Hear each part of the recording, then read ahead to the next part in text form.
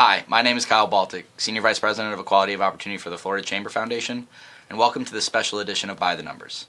I'm joined by our Senior Research Economist, Sheridan Meek. Sheridan, thank you for joining me today. And we're releasing some exciting information. We have the newest childhood poverty numbers, as well as a handful of other data points for the state of Florida. And the positive news overall is that we're seemingly trending in the right direction. So, Sheridan, kind of give us a background of where we stand in terms of overall poverty and childhood poverty in Florida. Yeah, so taking a high-level look at the numbers that just came out, Florida's overall poverty level was 12.9%, and that's a decline of about 0.2% over the year. And we saw a decline in nearly every category of Florida's population. So every age range saw a decline besides 65 and older. Yeah. And in terms of race and ethnicity, we saw a decline across all of those categories as well. Looking specifically at childhood poverty, so the rate was 17.7% over the year, and that was a drop of about 0.5% from the year prior. So that's 25,000 less kids in poverty than the year before. If we look at that by county, Franklin County had the highest level with just over 50% of their children living in poverty. Wakulla County had the lowest of about 6.8%. Yeah. And that's really interesting because those counties are closely neighboring. They're actually right next to each other, and they're both rural counties as well. Yeah, I think as we analyze these trends, we're looking at a lot of different things. So whether it's opportunity at the county or zip code level, which, by the way, the Florida Scorecard and Gap Map are both updated now, so please check them out at your latest opportunity. But we're also looking at migration trends. Where are people moving from? Are there pressures, maybe people moving from more populated areas to those rural areas, kind of pushing people out? So that's interesting to watch. One of the biggest reasons for that is probably one of the greatest challenges that Florida faces and many other states face: housing costs. Again, this is something that is not a surprise to anybody. Housing costs are a challenge right now for many families. Give us kind of an idea of where we stand in terms of housing, and not just affordable housing, but housing in general in Florida. What does it look like, and where are we headed? Yeah, so housing plays a big role here because it's a necessity. Everybody needs somewhere to live, and it also takes a big chunk of income. Yeah. So some housing numbers were released in addition to those poverty numbers. We know that over half of Floridians who are renting spend over 30% of their income on their rent. Housing costs have been rising. However, as we look at data from recent months, we can see that overall prices are slowing down in the single-family housing market. So we can expect rent to follow at least to some capacity. Yeah. It's still much higher than in previous years, though, but there is some cooling there. We have seen historically high inflation over the last couple of years as well, and that plays a big part. Starting around early last year is when we saw that spike in inflation.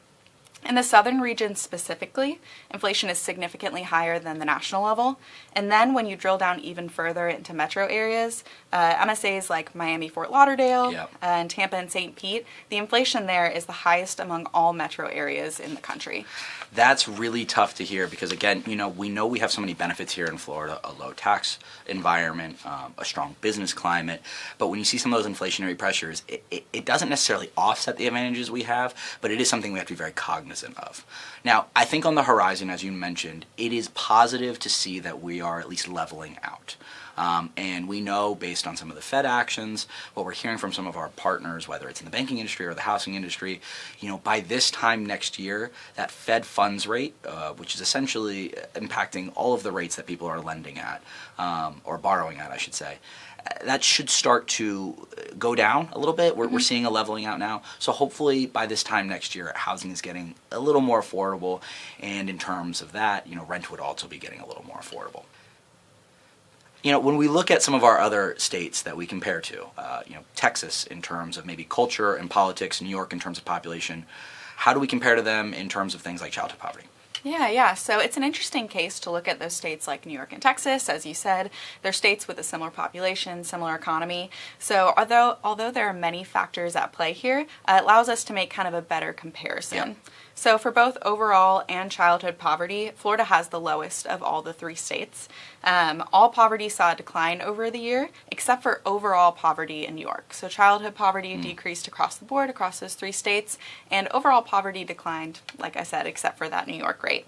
Looking even further back at childhood poverty, over the last 10 years, while every state has seen a drop in poverty, New York's has been a slower decrease. Okay. They've seen a slower decline. Texas has seen the steepest drop, but they still have the highest rate of all three states by over 1%. So they've seen a steep decline, but overall they're still having high levels of childhood poverty.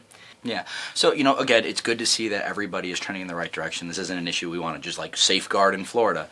But obviously, we're thrilled of the progress we're making here, but we're nowhere near done. I think one thing we need to focus on moving forward is as we move families maybe out of poverty, which is defined by the federal poverty line, family of three, just under $25,000 a year, we really need to focus on those ALICE households. And, credit to our partners at the United Way, they've done tremendous work kind of categorizing, right, who are those families that may not be categorized as impoverished, but still deal with challenges financially within their community each and every day. So that's something we're absolutely going to be watching. I know we track ALICE on the scorecard, so thank you for that. And we do have it at the county level as well, right? Mm-hmm. Yeah, so at the state level, about 45% of households in Florida are considered below the ALICE threshold. Awesome. Well, Sheridan, thank you so much. Obviously, I think we're going to have a ton more information coming out. As I noted earlier, the Florida Gap Map and the Florida Scorecard have both been updated. So please check out your community as well. If you want to interact with us, please reach out to myself or Zanani Johnson or anybody else on our team about the work that we're doing within the Florida Equality of Opportunity Initiative. As part of the 2030 Blueprint, we're working to ensure that all children in poverty have a pathway towards prosperity with a goal of cutting that number in half by 2030 and, like I said, building those sustainable pathways. We're also working on early learning and childcare being one of the greatest issues our state is facing right now. How do we improve those systems and ensure that eventually every child is reading at third grade level by third grade? So we invite you to interact with us. Please check us out at flchamber.com and tune in for more by the numbers as we continue this series.